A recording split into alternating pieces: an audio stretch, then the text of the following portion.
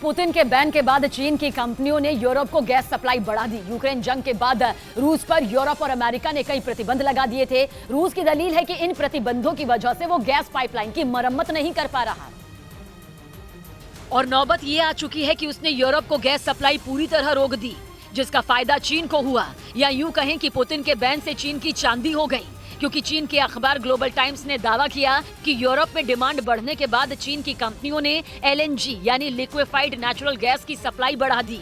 यही नहीं, चीन के अखबार ने दावा किया कि चीन और यूरोप के बीच इससे जुड़ी एक बड़ी डील होने वाली है, क्योंकि कुछ कंपनियों को पिछले महीने जो ऑर्डर मिला वो डबल डिजिट में पहुंच चुका है। और ये सब इसलिए हुआ क्योंकि रूस ने यूरोप के देशों को गैस सप्लाई रोक दी और वहां ऊर्जा संकट पैदा होने की नौबत आ गई। रूस के इस कड़े कदम ने यूरोप में हाहाकार मचा दिया है, क्योंकि वो गैस के लिए रूस के भरोसे थे। यूक्रेन जंग के बाद यूरोपियन यूनियन ने रूस पर कई तरह के प्रतिबंध भी लगाए थे, लेकिन रूस ने फिर भी उन्हें गैस देना जारी रखा, क्योंकि पानी पुतिन के सिर के ऊपर जा चुका है। पुतिन ने बार बार कहा कि बैन की वजह से गैस पाइपलाइनों की मरम्मत नहीं हो पा रही और अगर ये सिलसिला जारी रहा तो उनके लिए गैस की सप्लाई करना मुश्किल हो जाएगा। लेकिन न यूरोप ने उनकी बात सुनी और न अमेरिका ने, जिसके बाद पुतिन ने यूरोप को गैस देना रोक दिया। आंकड़े बताते हैं गैस संकट की वजह से जून के बाद यूरोप में गैस के दाम 2.5 गुना से ज्यादा बढ़ चुके थे।